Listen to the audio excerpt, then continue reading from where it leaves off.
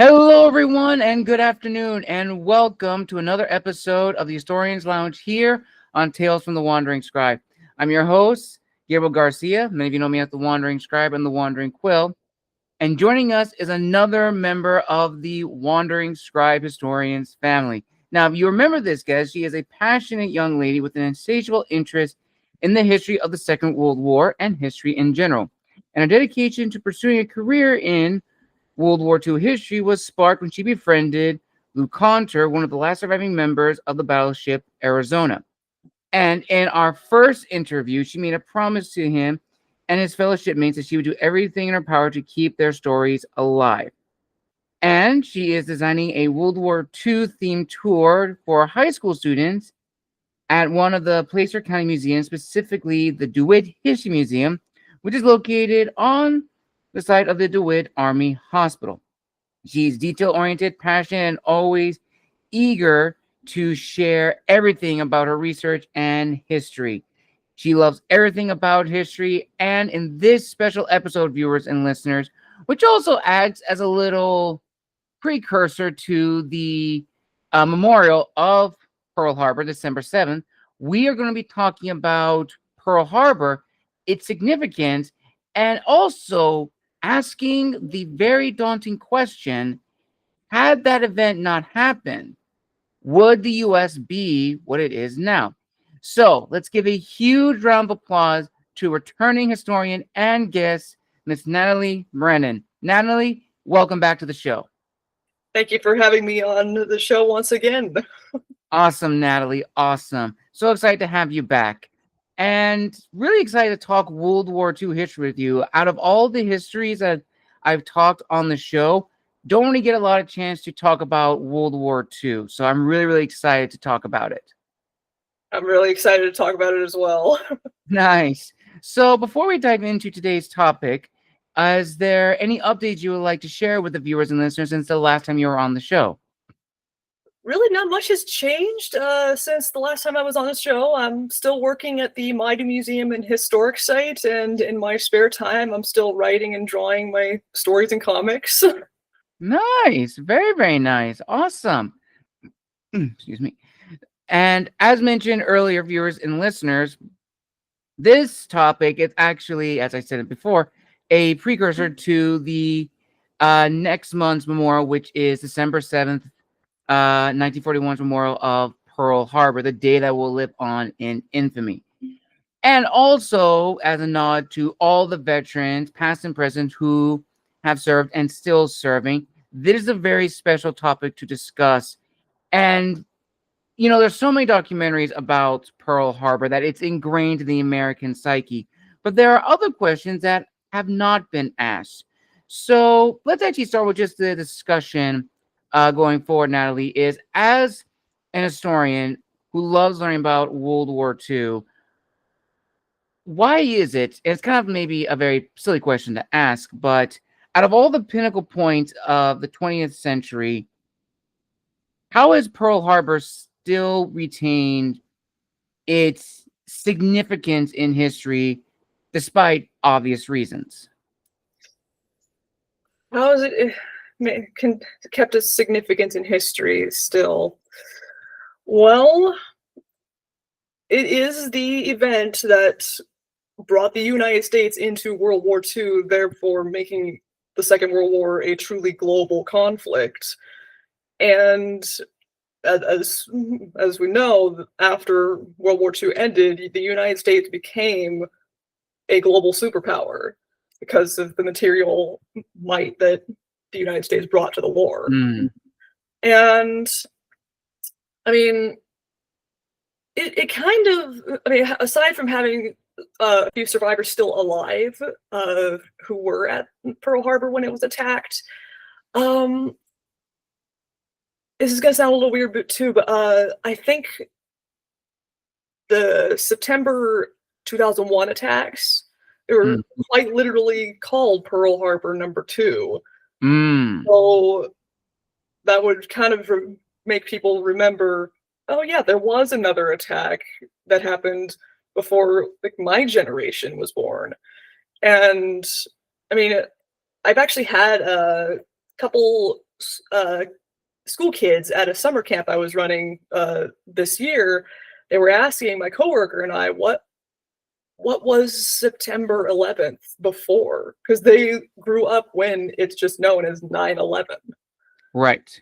And so my coworker and I, who were alive when the attack occurred, said it's just a regular day.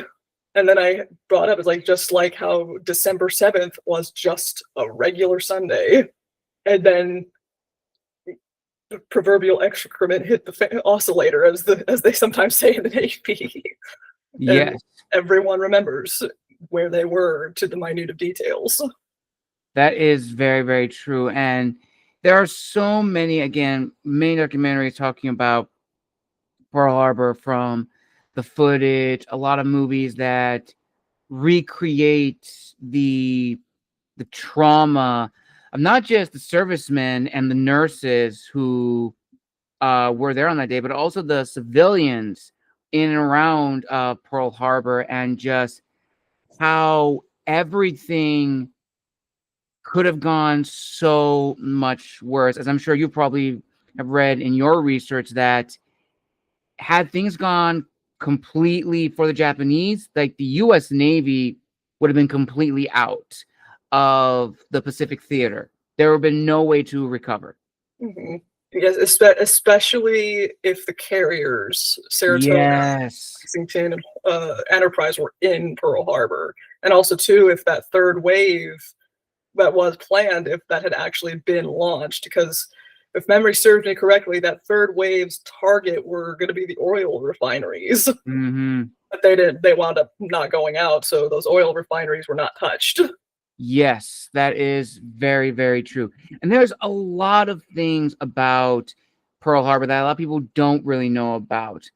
Some of them is, of course, the lead up to, Pearl Harbor itself, as well as two big what ifs that I've seen in the forums of history for World War II, which is, if Pearl Harbor had been truly successful, as you mentioned, Natalie, if the carriers were there, the Enterprise was there in the bay and completely knocked out, would the Japanese have gone even further to, let's say, a complete bombardment of the West Coast?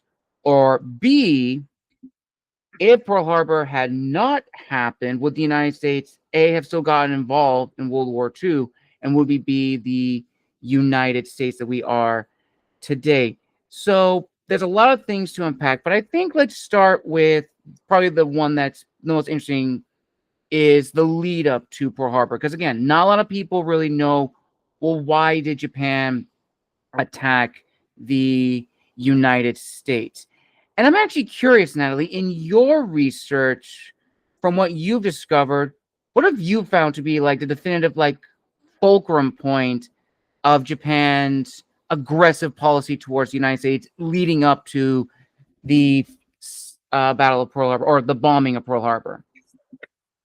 In all honesty, I think it was the fact that because the Japanese government at the time, and this is shortly after their invasion of Manchuria in 1931, the government was somewhat split. You had the army under Hideki Tojo, who wanted to continue north, and then you had the Japanese Navy under Isoroku Yamamoto wanting to go south. Because north and south of Japan, they had very rich resources.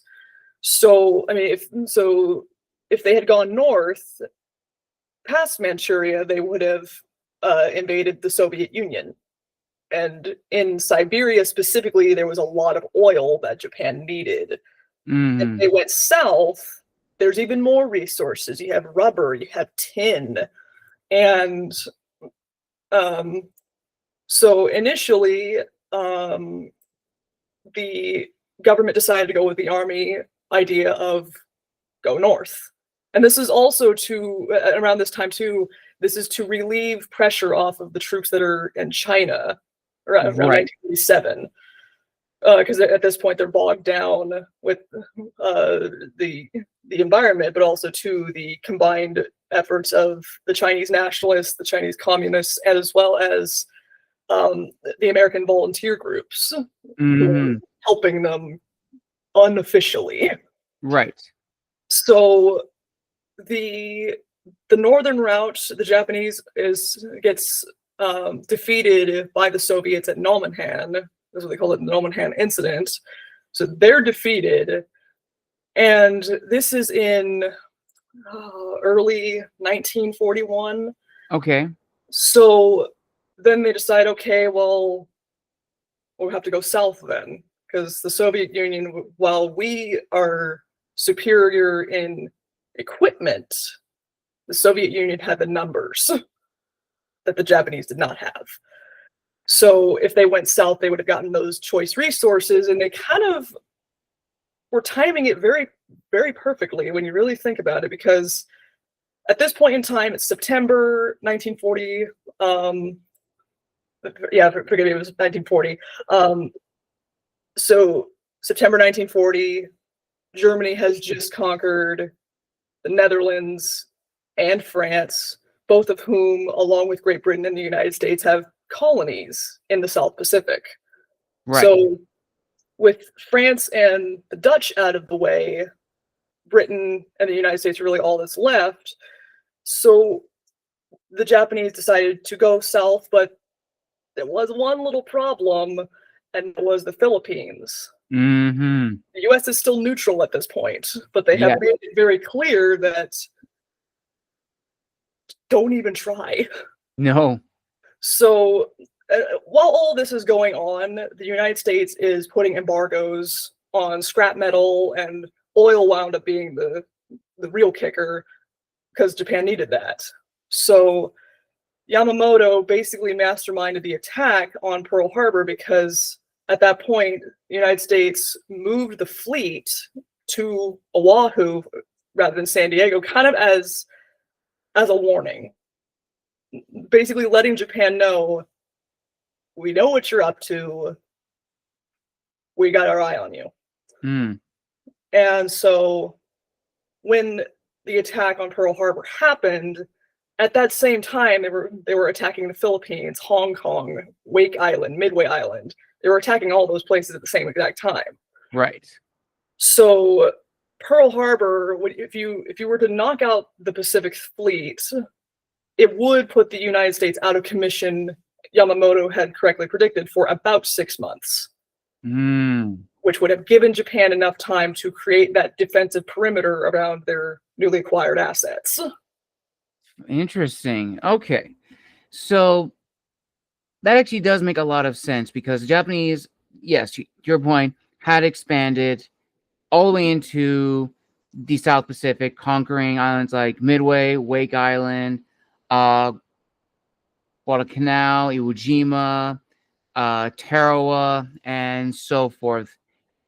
And it did take a while for them to like fully conquer it. I mean, yes, they did have placements in there, they did have men stationed there, but they knew if they were going to hold those islands for as long as they needed to, they had to knock out the United States out of the Pacific theater. And it's interesting that a lot of people, a lot of historians, argue, of course, rightly so, that Japan's military aggression towards the United States began with the invasion of Manchuria. Some that I've read go even further and say the lead up to a eventual conflict with the United States and Japan actually goes back several decades earlier to the opening of the door, so to speak, by Commodore Matthew Perry in the 1850s, and the United States issuing forcefully Japan to industrialize. And I think what many people don't know about Japan during this time period, out of all of the countries in the 1800s to industrialize during the age of industry, it probably had the quickest industrialization out of any country. Mm-hmm. For reference, viewers and listeners, and I could be spitballing here, for the United States to fully industrialize by the time of the 1800s, it was about maybe almost close to 100 years, give or take. I could be wrong. Japan, by the 1850s up to the 1900s, That's 50 years. In 50 years, they had industrialized quicker and faster than any other nation at the time. And from there, Japan realized, okay, what can we do now? Now they're expanding. You have, of course, the incident in Korea where the Japanese fought the Russians and they won. That really set a precedent. You also have Japan's annexation of Korea. You, of course, have its small pushes into Manchuria by the 30s and then into Singapore, French Indochina, Hong Kong, Beijing, Nanking. Everybody knows about Nanking. And of course, everything after that, a lot of historians argue that the United States kind of set up its own eventual conflict with the Japanese because they were the ones who forced the doors to be open and industrialize Japan. But I definitely think, had not expected that country to industrialize at a rate faster than they expected. Yeah, and also too, interesting side note that I remember learning about in school with Dr. Rob Citino when he was talking about Commodore Perry and the big black gunships that he brought with him to basically say you're going to trade with us and we blow you sky high. He had said that the gunships were also really just for insurance, because for hundreds of years Japan had been completely sealed off from the rest of the world, which is why Commodore Perry busting down the door, so to speak, saying you're going to trade with us, pretty much galvanized them to industrialize as fast as they did. Dr. Citino had said that the gunships were there because throughout Japan's isolation, oftentimes sailors would be blown off course in storms and they'd wind up in Japanese territorial waters, and the Japanese would execute the crew or imprison them. So yes, the gunships were also partially for the protection of the Americans.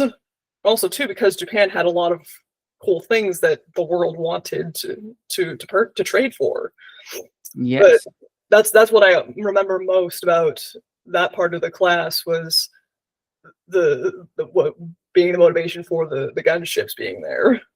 absolutely. Very, very true. That is actually a very good point, Natalie. And actually, going back to what you talked about earlier about the faction splitting between the Army and the Navy, that's another thing people also point out too, of like, a possible what if of the military takeover of the government of Japan, that had the military not staged a coup and took over the Japanese government, then quite possibly the invasion or the bombing of Pearl Harbor may not have happened, but that doesn't necessarily mean that an eventual war with the United States was not out of the realm of possibility. Have you come across that in your research? Or what do you think of that speculative note?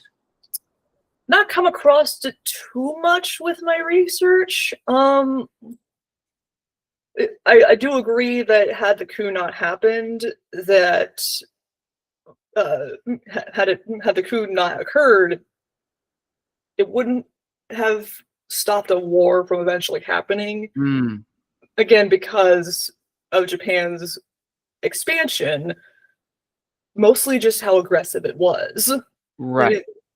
Their expansion horrified the United States just on the sheer level of brutality. And this is 1931. Yes. Before Hitler came to power.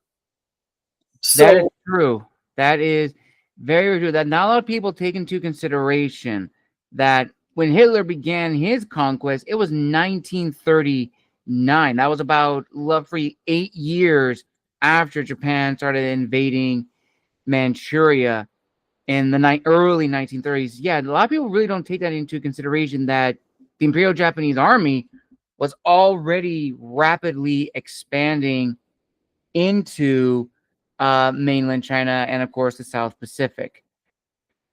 And that also begs into like another question of, expanding southwards is, of course, Australia. That was also a big thing as well, with had Japan kept going and going, is there a possibility that they probably would have taken some parts of Australia as like staging grounds to help with their military complex?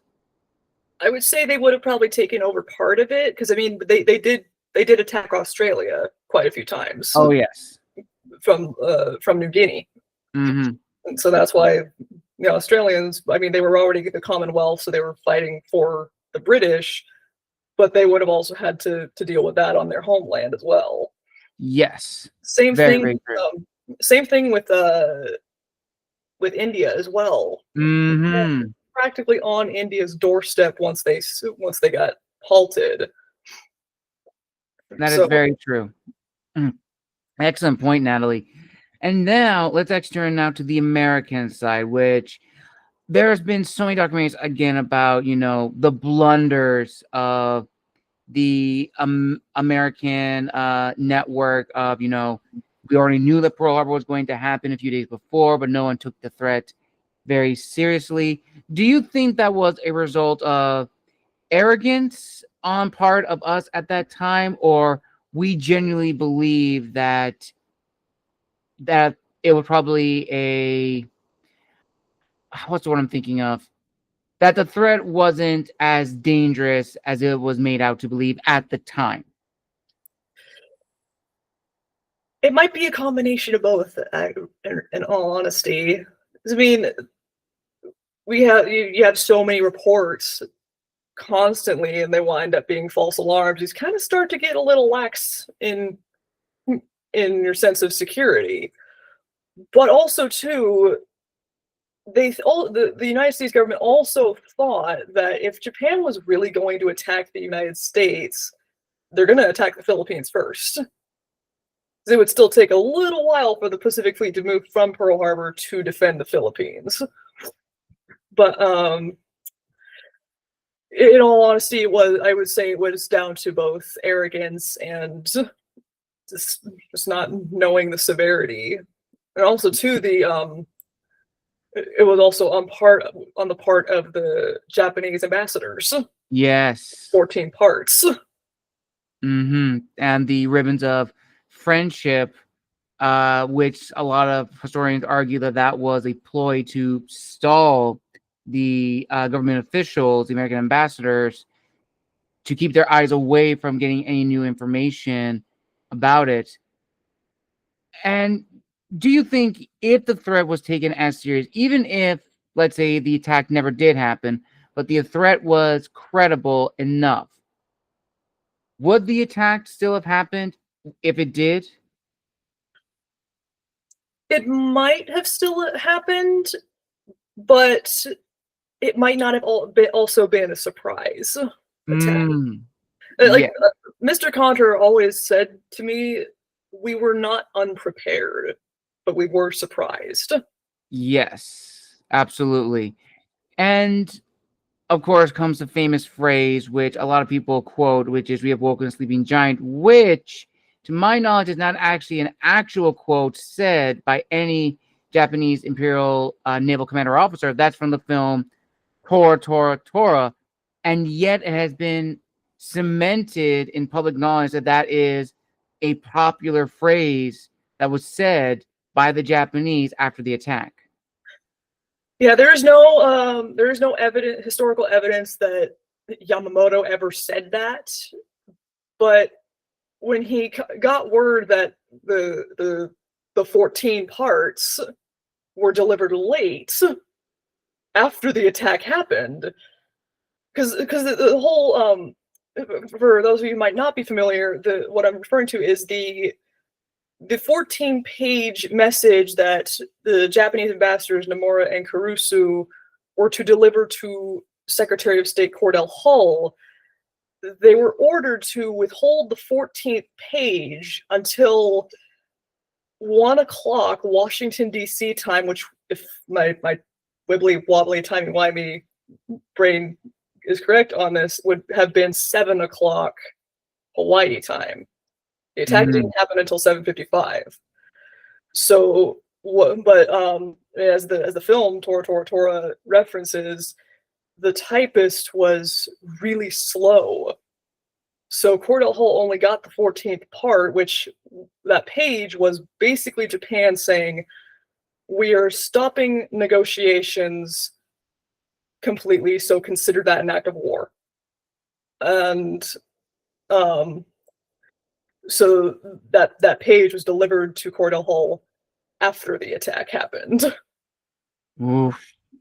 And so certainly Yamamoto would have probably realized once he had heard what happened, like, we attacked the United States without officially declaring war. That's really gonna piss them off. Yes, that is true. And there's been so many, in recent years, I've seen a lot of memes and videos about, content creators like taking over the giving a person to the United States saying like, do not touch my boat. And that has become now ingrained into the American psyche that if you touch our boat, that is, a declaration of, okay, you're going to find out exactly what happened.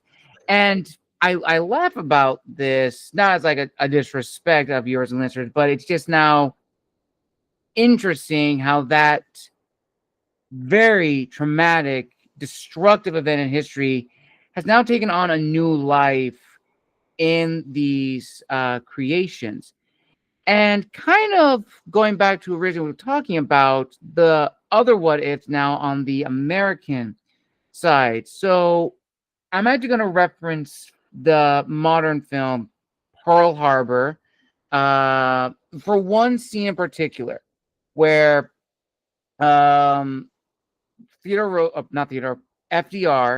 is with his cabinet and his war council is saying that the Japanese could get as far as Chicago before we could stop them. Now, of course, that may be a little too creative liberties, but realistically, Natalie, from your research and your opinion, if the Japanese had also planned a naval amphibious assault and invasion of the West Coast, realistically, would they probably conquer the major coastal cities of California?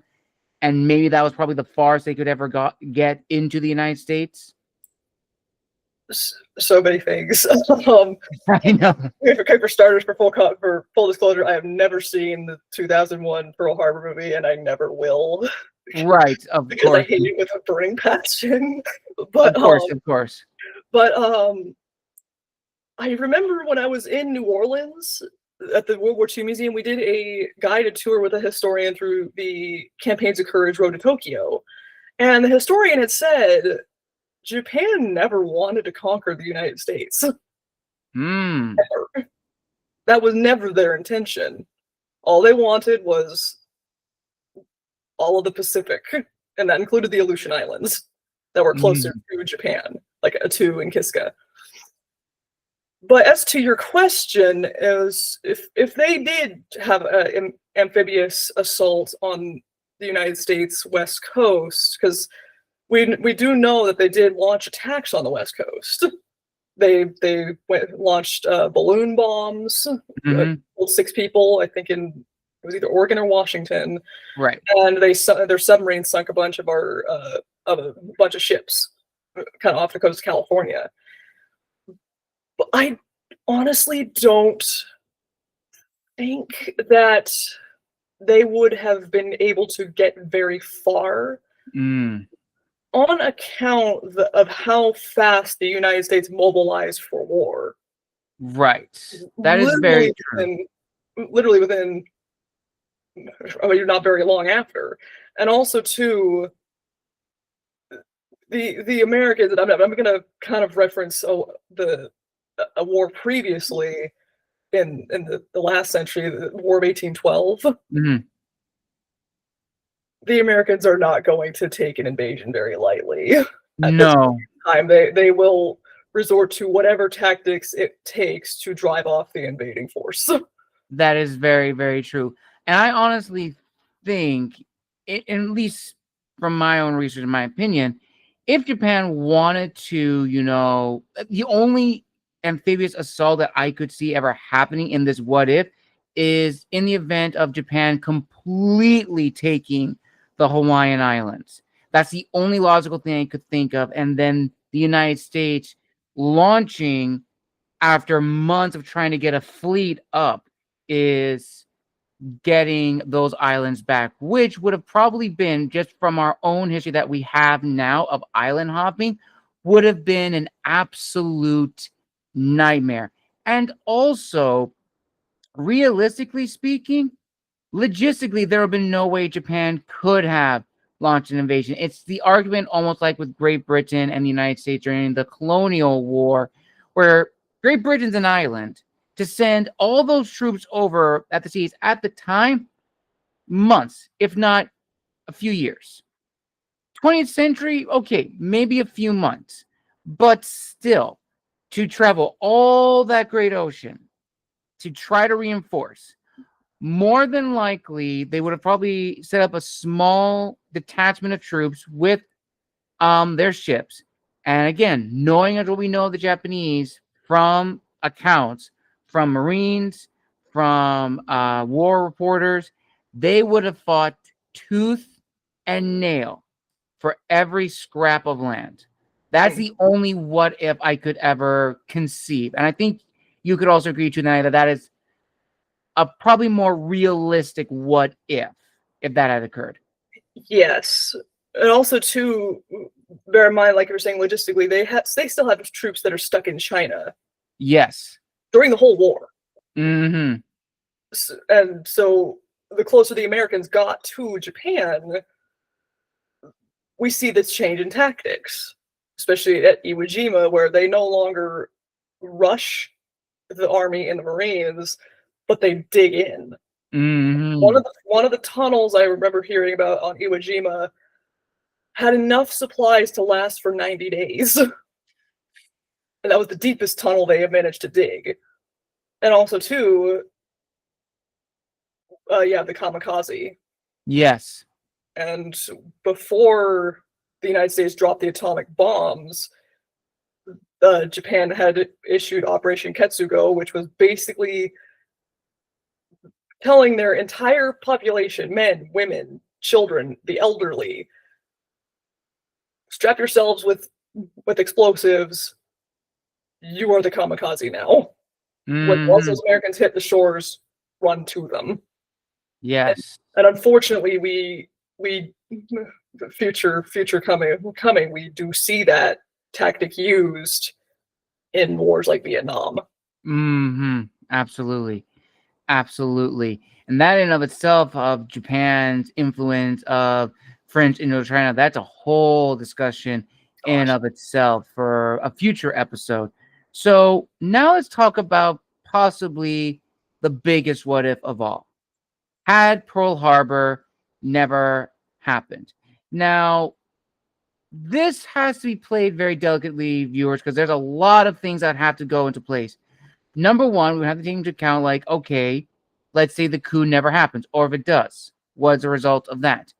The 14 points that Natalie brought up, if those are actually sent on time, as they were supposed to the secretary, how would that have happened? Or realistic, or not realistically, or third option, Japan decides we're not going to invade the United States.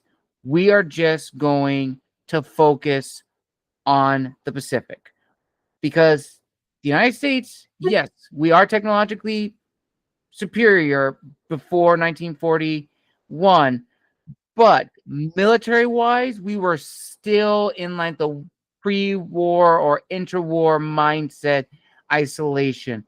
So, Natalie, in your opinion, from your research, as you said earlier, had Pearl Harbor not happened, that's not meant to say that us being involved in the Pacific Theater would be completely thrown out. We were going to be brought into the Second World War one way or another. Yes, because remember too, at this time in 1941, Pearl Harbor, Oahu Territory of Hawaii, Hawaii's not a state yet. Nope. It's a territory. It's a possession of the United States, who is an imperial colonial power at this point. So regardless of whether Pearl Harbor would have been attacked, the United States still had a lot of territory in the Pacific. Not just the Philippines, but Alaska, which, Yeah. like I said, Kiska and Attu had fallen to the Japanese. You have Guam, Wake, Midway, all those got attacked, some of them invaded. Midway Island was not invaded, but Japan was trying to invade it when the battle happened. So regardless of whether Pearl Harbor was attacked or not, the Americans still would have gotten involved one way or another because their territories were going to be threatened. Absolutely. And with that being said, would we have industrialized as we did after the battle in our own history? Or do you think, because I would imagine, fighting with our post-World War I technology, that would have forced us in this what if to industrialize, and more realistically speaking, our involvement would have been, we're not going to try to liberate the Pacific. Our main goal is to reclaim our territories, which is Wake Island, Midway, and of course the Philippines, which is where a majority of our force is there. Yes, I do feel like whether or not Pearl Harbor was attacked, the one of our other territories would have been to soften it up for an invasion by the Japanese. I do feel like because there would have been American servicemen and civilians who were at those places, the United States probably would have still industrialized. Also, too, because should Japan have attacked any other territory that was not Hawaii, the U.S. would have still declared war, and then Germany and Italy would have declared war on us like they did. So the fact that we would have still been fighting a two-front war would have been enough motivation for the arsenal of democracy to be born, basically.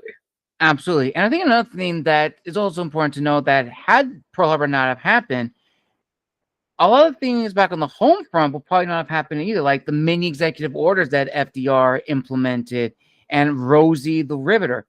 Do you feel that had Pearl Harbor not have happened, but the war in the Pacific did, that those executive orders and, of course, women in factories may not have happened, or maybe did happen, but to a smaller, lesser extent?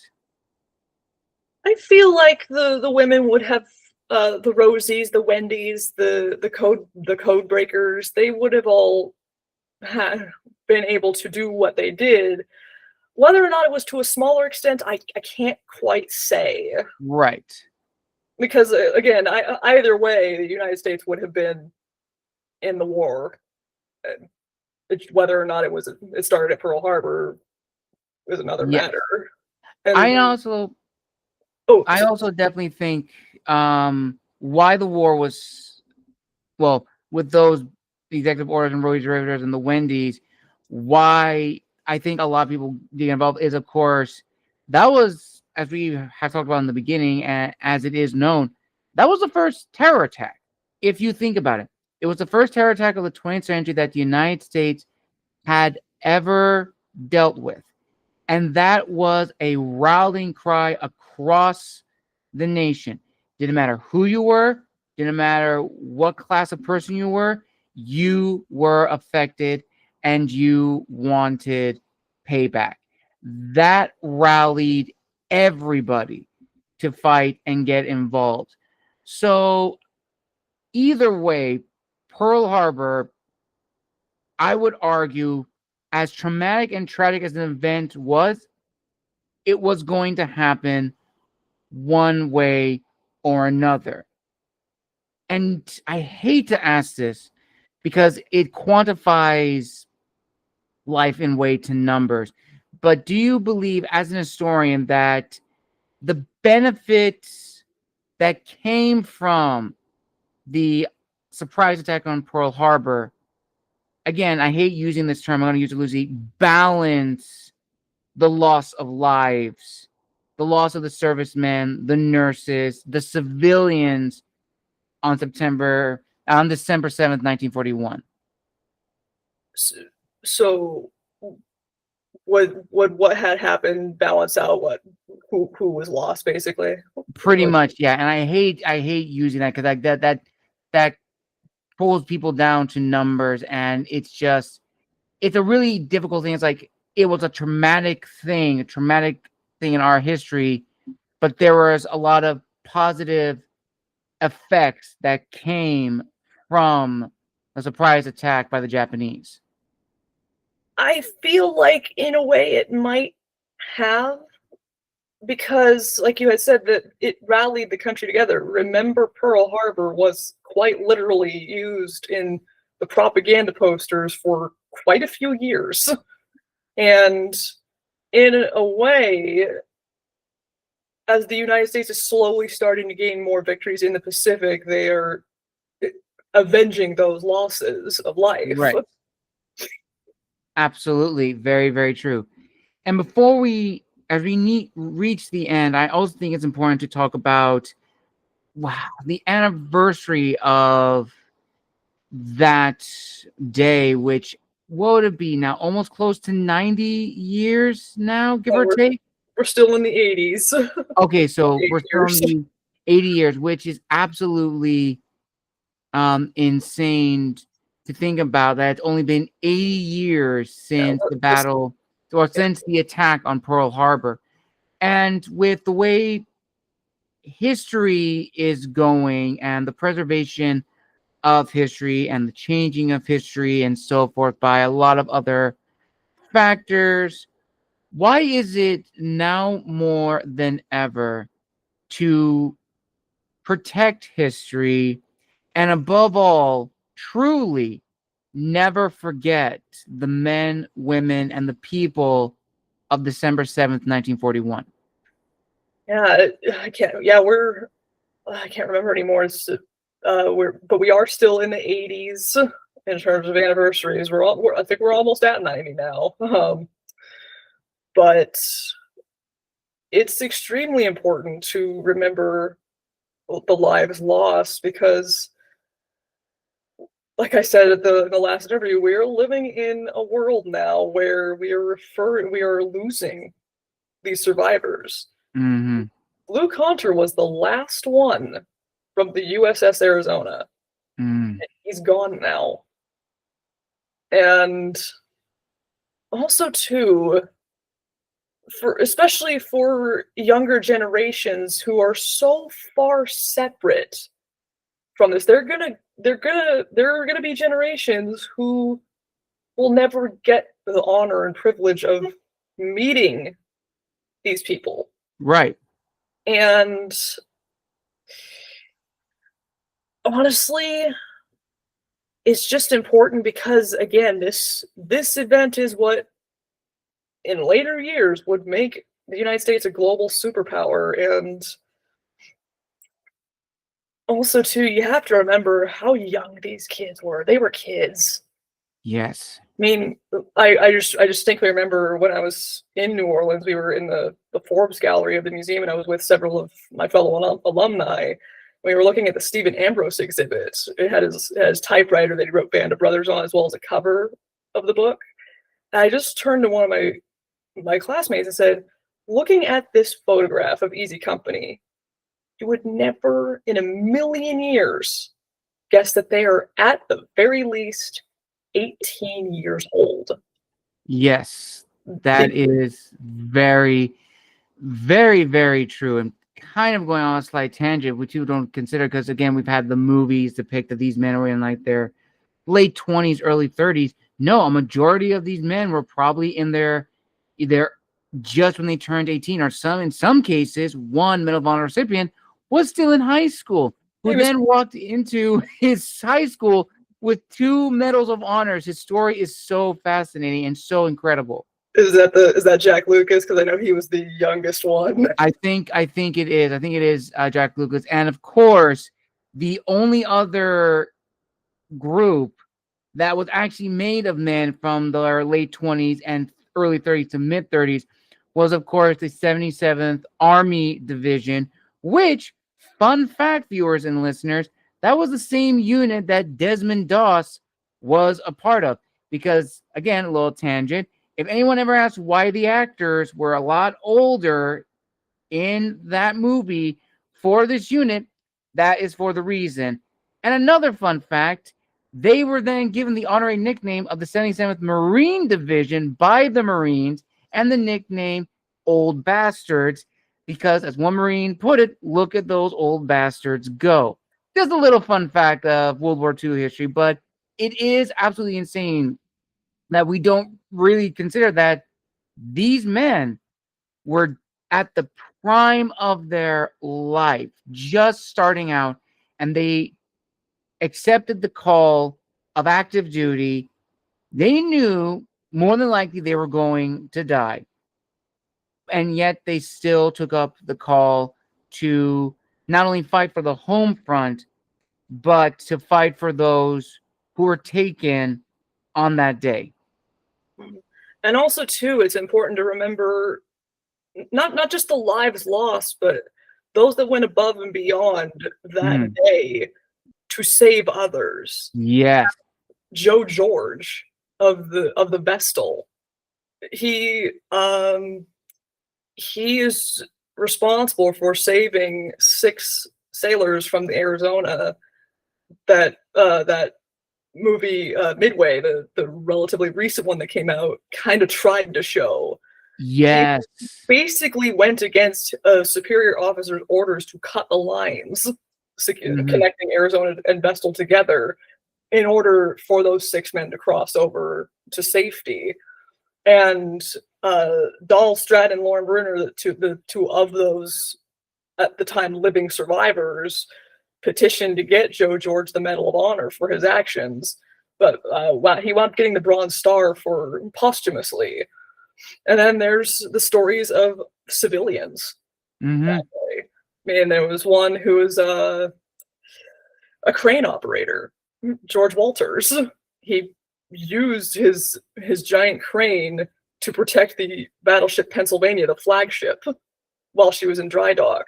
He used the crane to basically point to where the planes were coming from, and he'd also move it back and forth to protect the ship from the bombs. And there were other reports of people seeing him trying to use the crane to swat the planes out of the sky. Yes, that is very true. And also, there's also another story of, I forget his name, but he was also depicted in the 2001 Pearl Harbor movie about I believe he was a Navy cook who was on, what was it? Wow, I forget what ship he was on, but West Virginia, Doris Miller. Yes, George Miller, who fired at enemy planes, and how he was not killed is just a miracle, because he was completely exposed, at least from what I remember, like firing, trying to draw enemy fire away to save his fellow shipmates. Yes, Doris Miller, he was a mess attendant, because, I mean, he's African American. The Navy is extremely segregated. Those folks are relegated to menial tasks, which was not good at all. But during the attack on Pearl Harbor, Miller managed to pull his mortally wounded captain out of the bridge, because when a bomb had struck the Tennessee, the shrapnel flew all over the place and it hit the West Virginia's captain. So Doris Miller pulled him away. Unfortunately, the captain didn't survive, but then Miller just jumped on a machine gun that he was not trained to use and just started firing at the planes as they came. And he's the first African American to earn the Navy Cross, which is the second highest medal in the United States, Navy's highest medal. Mm-hmm. That is very, very, and also rightly deserved. So his story and many others are also cemented in Pearl Harbor's lore. And as we near the end, Natalie, from this very, very amazing discussion, I absolutely love this. I don't get a chance to talk about World War II a lot, but to the viewers watching this, fellow history buffs, as well as those who are fond of World War II and possibly may have family members who may have served in the Second World War or may are serving themselves or have relatives that are veterans, what do you want them to take away from our discussion about the legacy of Pearl Harbor, the remembrance of Pearl Harbor, and just Pearl Harbor's placement in the annals of history? Oh, what do I want them to take away? Everything. So much. Just because it happened a little over 80 years ago does not mean it can and has happened a second time, and it can still happen. We ignored the warnings then, and unfortunately we paid for it with the lives of 2,400 free Americans. Mm-hmm. And plus many more in the war. But what I want people to take away from it is this event actually united the country.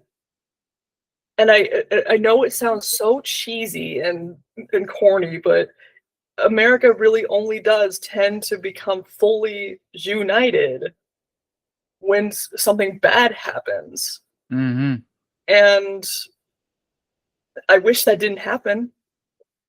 But Pearl Harbor, it not only united the country, but it made them realize, like, we can't just sit by and let more stuff like this happen. Because again, like, who knows? The Americans certainly did not know that, oh, it could happen to California, it could happen to Washington State. While that was never Japan's intention to invade the country, that paranoia was still very, very high. And what I want people to take away from Pearl Harbor is it needs to be remembered. Mm-hmm. These were kids, young men, fresh out of high school.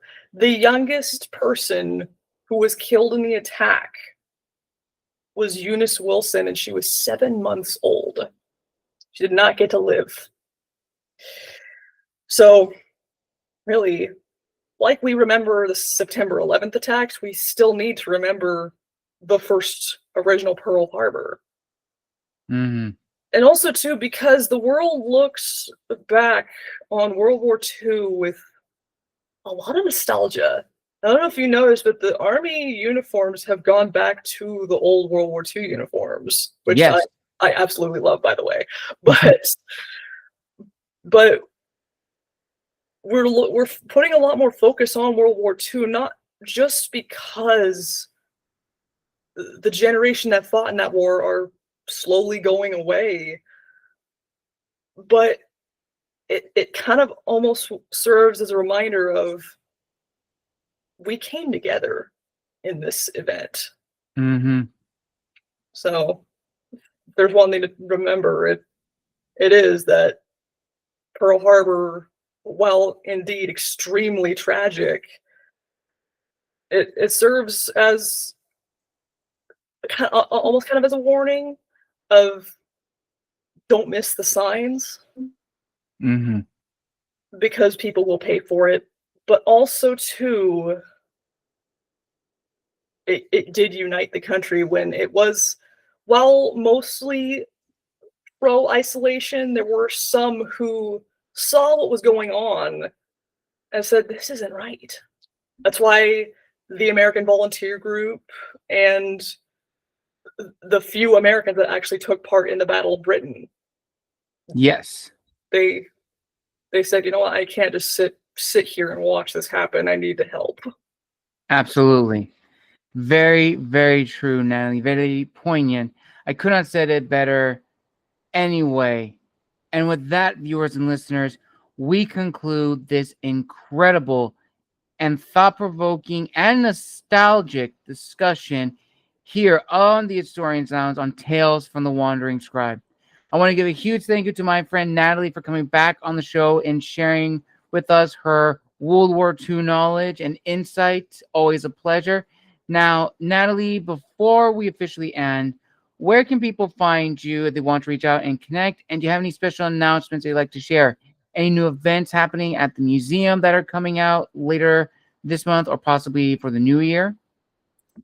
You can still find me on LinkedIn because I'm very social media shy. But I'm almost always at the Mighty Museum and Historic Site. The website has all of the events that we have upcoming. We still do the monthly campfire and rock art mystery tours, and we're always trying to figure out more ways to just celebrate and tell the stories of the Native people in the region. Awesome. I will link all that down below in the description of this video, viewers and listeners. I will also tag Natalie's first appearance on the channel right here above. And secondly, or rather thirdly, I will also be tagging the link to my fourth book, A Little Plug, which is, of course, still on sale for pre-order on Amazon and Barnes & Noble as well. And finally, as a final note, I will be at the Orange County Book Festival tomorrow, which is from 10 to 5. Yes, it is going to be raining cats and dogs, but I will be there from 2 to 3 with Mystery Inc. Bookstore, promoting and selling my books from 2 to 3, as well as being part of a panel lineup at 4 o'clock on the main stage. So if you're in the Orange County area or the downtown Tustin area, that is where I will be. And I'll also add the link to the website down below.